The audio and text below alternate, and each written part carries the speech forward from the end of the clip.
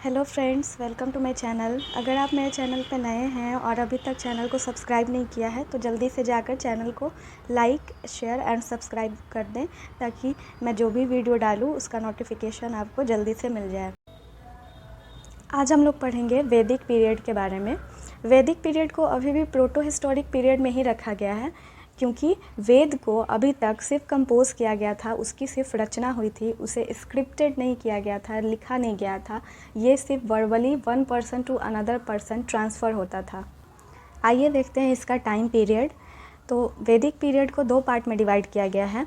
वैदिक पीरियड जो था वो 1500 BC से लेकर 600 BC तक का है और 1500 BC टू 1000 BC तक के टाइम पीरियड को हम लोग ऋग्वेद पीरियड कहते हैं एंड 1000 BC से लेकर 600 BC तक का जो टाइम पीरियड है उसे हम लोग पोस्ट वैदिक पीरियड कहते हैं। The civilization that develop after Indus valley civilization is called Vedic और Aryan civilization. Indus valley civilization के बाद जो सिविलाइजेशन डेवलप हुआ उसे ही हम लोग वैदिक या आर्यन सिविलाइजेशन कहते हैं। आर्यंस को वेदास का ऑथर भी कहा जाता है क्योंकि आर्यंस की पूरी हिस्ट्री जो है वो हमें वेदों में देखने को मिल जाती है। आर्य मीन्स ग्रेट और हाई बॉर्न या नोबल मैन। आर्य का मतलब होता है ग्रेट, हाई बॉर्न या सभ्य पीपल, सभ्य मैन। आगे हम लोग देखेंगे बहुत अलग अलग स्कॉलर्स की अलग अलग राय है आर्यंस के होमलैंड को लेकर। तो चलिए देखते हैं। सबसे पहले मैक्स मुलर ने कहा कि आर्यंस जो है वो सेंट्रल एशिया से आए हैं। सेकेंड, बाल गंगाधर तिलक ने कहा कि आर्यंस जो है वो आर्कटिक पोल या नॉर्थ पोल से आए हैं।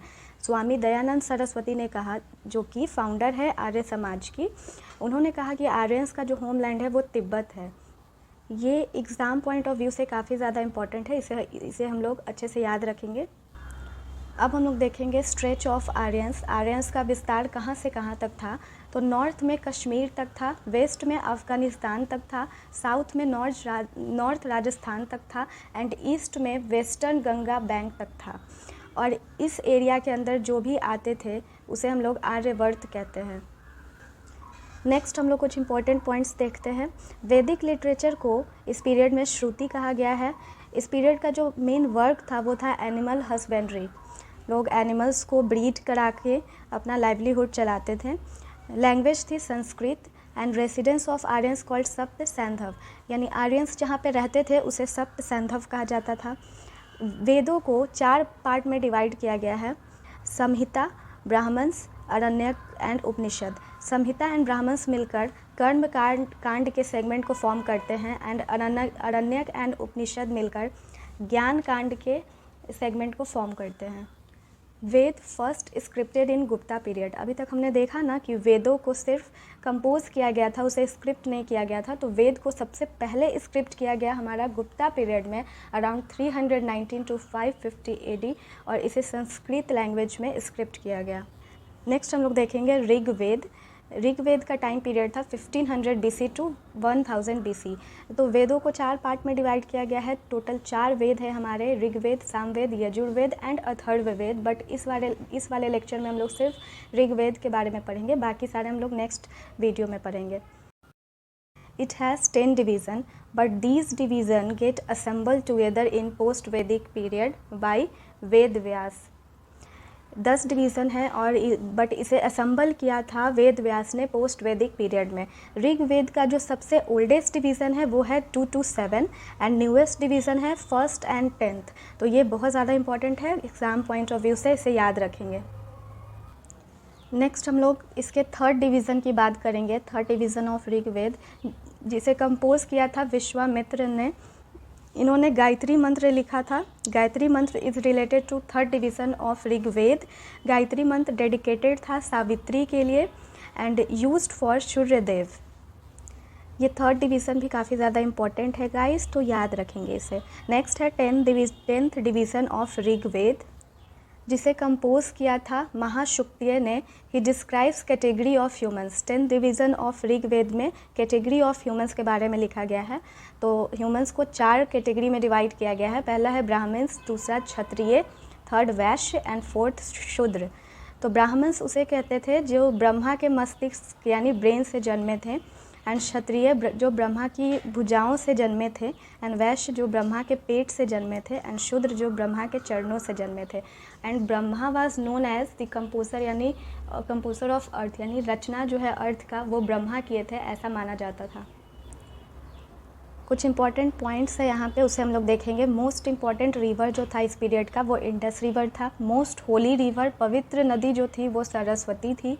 टोटल रिवर ऑफ वैदिक period was 25 and Ganga word used 1 time और उसे गौरा कहा जाता था। यमुना वर्ड यूज़ किया गया था 3 टाइम्स और उसे कलिंदी कहा गया था।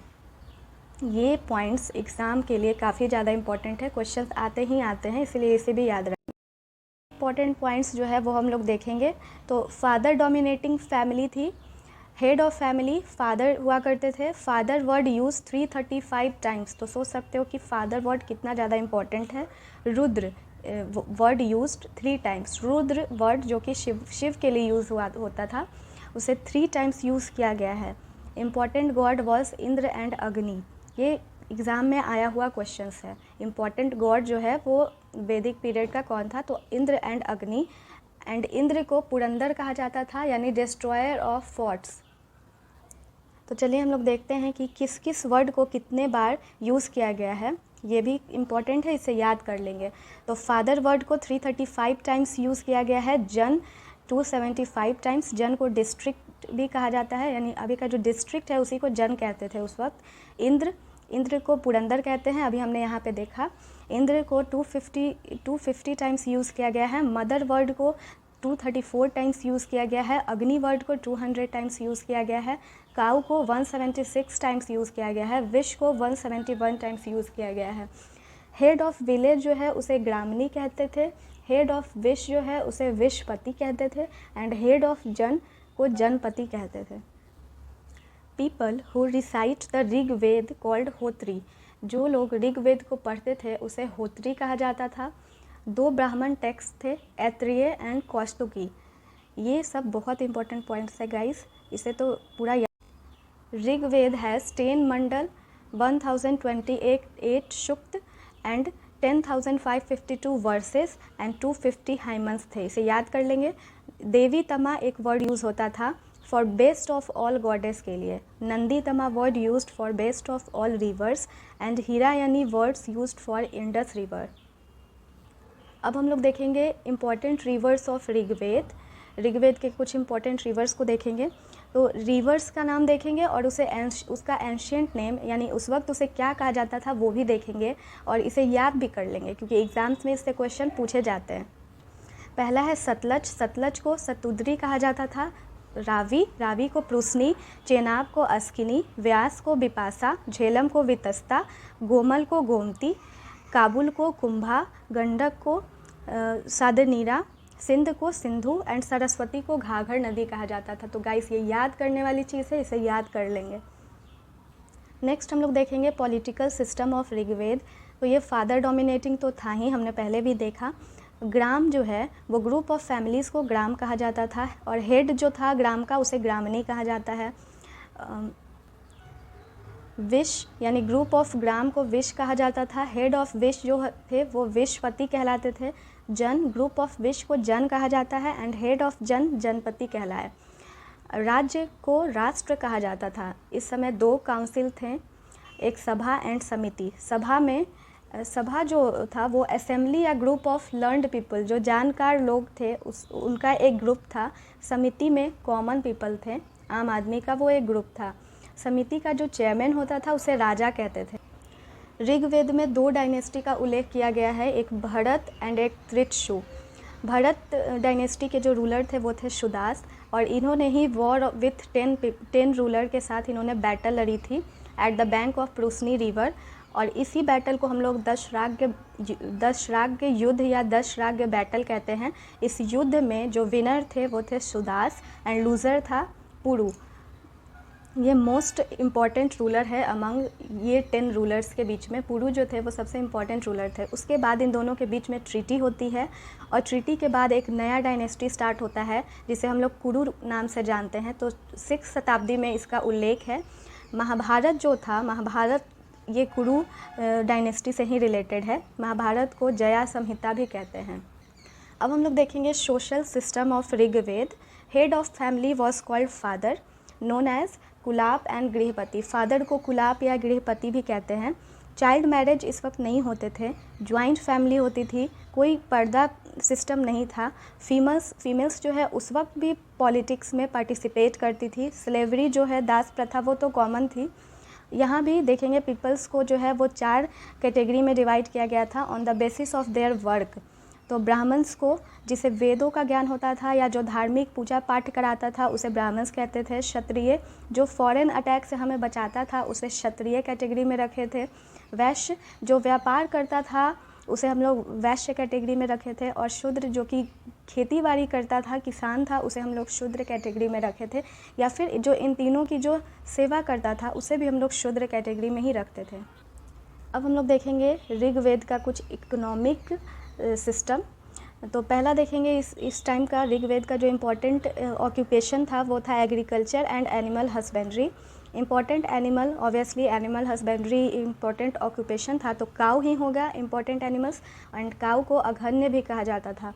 Useful animal horse. Famous crop barley and wheat. Barley को यव कहा जाता है, ये इम्पॉर्टेंट है। Cattle breeding was the most important economic activity. Cattle breeding करके ही लोग पैसे कमाते थे, ये इम्पॉर्टेंट इकोनॉमिक एक्टिविटी थी। तो फ्रेंड्स, कैसा लगा मेरा वीडियो? अगर अच्छा लगा हो तो लाइक, शेयर एंड सब्सक्राइब ज़रूर करें। नेक्स्ट वीडियो में हम लोग बाकी जो वेद हमारे बच गए उसके बारे में पढ़ेंगे। तो मिलते हैं नेक्स्ट वीडियो में।